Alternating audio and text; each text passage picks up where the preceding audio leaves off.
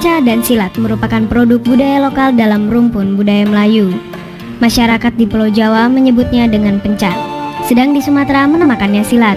Sementara di daerah lain ada yang mengistilahkannya dengan ganyong atau gayuang.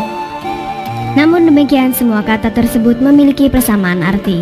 Akhirnya pada tahun 1948 disatukan menjadi pencak silat.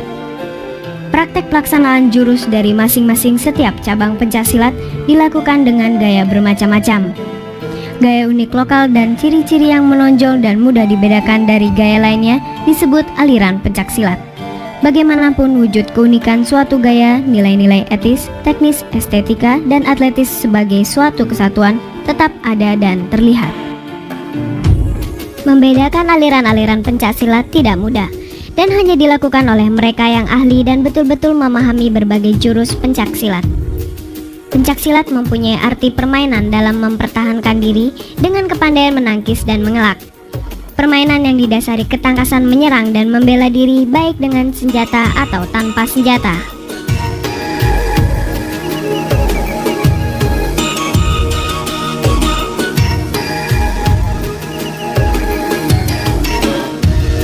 Pencaksilat berasal dan berakar dari bumi Indonesia, Nusantara ini. Pencaksilat dengan keindahan seninya, dengan lewa, legawanya, gayanya yang berciri khas budaya bangsa Indonesia, bukan dari negara lain. Kalau dari negara lain namanya bukan pencaksilat. Pada pertengahan Mei 1948 diadakan suatu konferensi untuk membentuk panitia persiapan pencak Indonesia yang diketuai oleh Mr. Wongsonegoro. Tujuannya untuk mempersatukan semua aliran yang ada di negeri ini. Awal perjalanan organisasi ini tidak berjalan semulus yang diharapkan. Timbul ambisi dari beberapa aliran yang menonjolkan diri. Untuk menghargai keberadaan setiap aliran ini, di Surakarta tepatnya pada tanggal 18 Mei 1948 dibentuklah suatu ikatan semua aliran pencaksilat menjadi Ikatan Pencaksilat Indonesia atau IPSI yang diketuai oleh Bapak Wongsonegoro.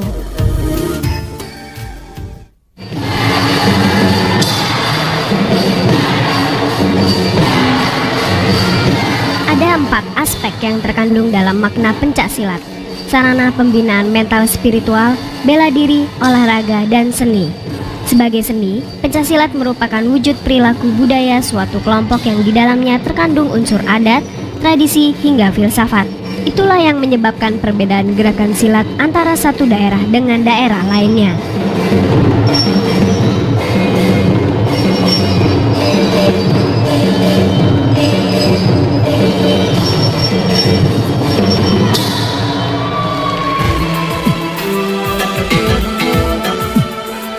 Sebagai olahraga, di dalam perkembangannya pencaksilat melangkah menjadi suatu jenis gerak badan, senam, atau jurus yang dapat dipertandingkan. Perkembangan selanjutnya disepakati dibentuk suatu aturan pertandingan olahraga pencaksilat.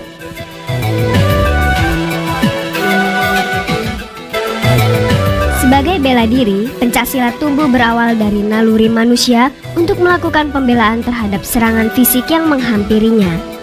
Seorang pesilat diharapkan mampu melindungi diri dari setiap serangan, juga mampu mengembangkan daya tempurnya sehingga dalam tempo singkat berhasil memenangkan pertarungan.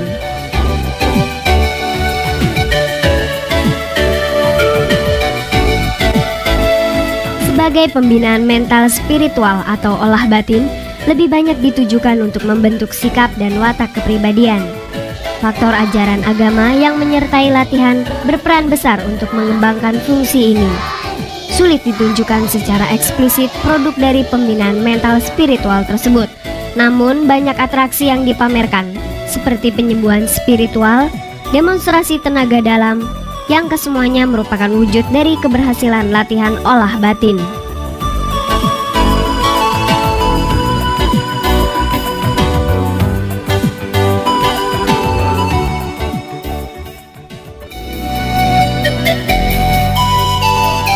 Selama 10 tahun berdiri, pencaksilat masih dilombakan dalam bentuk seni permainan tunggal dan ganda.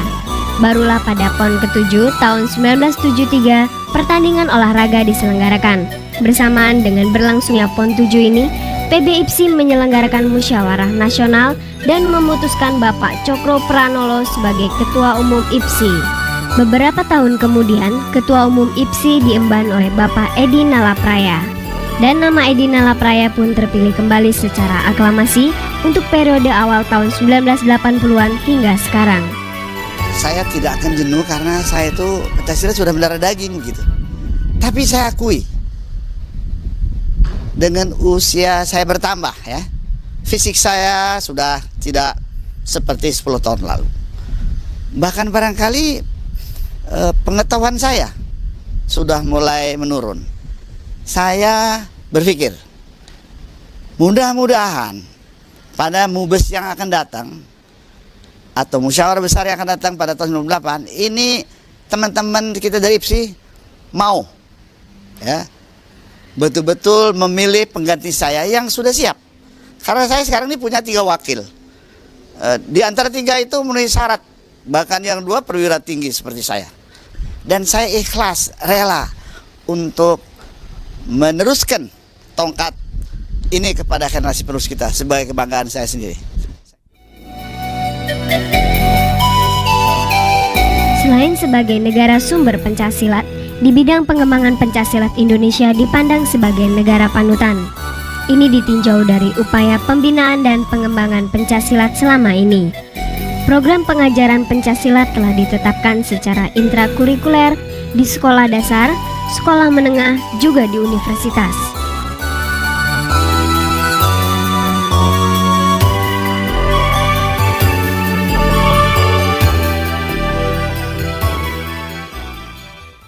Alangkah baiknya kalau program ini dimasukkan dalam APBN, APBD begitu, sendirinya ini akan menjadi kebanggaan bangsa Indonesia itu sendiri. Ini barangkali. Jadi bukan tidak mustahil di waktu yang akan datang, yang kita tahu kalau pendidikan budi pekerti itu sudah disediakan. Mudah-mudahan dengan kurikulum pencaksilat masuk sekolah ini akan membantu menambahkan pendidikan budi pekerti itu termasuk dalam paket pencaksilat.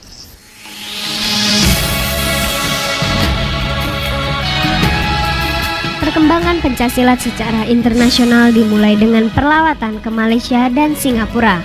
Dilanjutkan dengan nomor eksibisi pada SEA Games 1979 di Jakarta. Dan perkembangan selanjutnya, pencaksilat sudah menyusup ke beberapa negara di benua Eropa dan Amerika.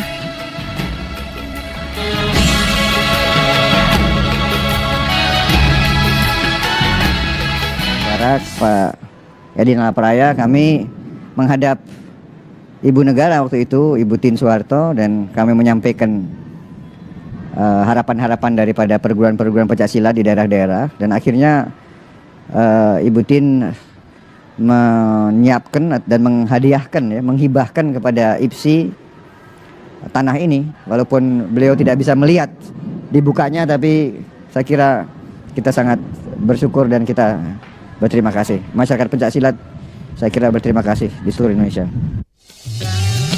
2 tahun kemudian, usaha untuk mendapatkan tanah untuk lokasi padepokan akhirnya diperoleh, yaitu di Kompleks Taman Mini Indonesia Indah.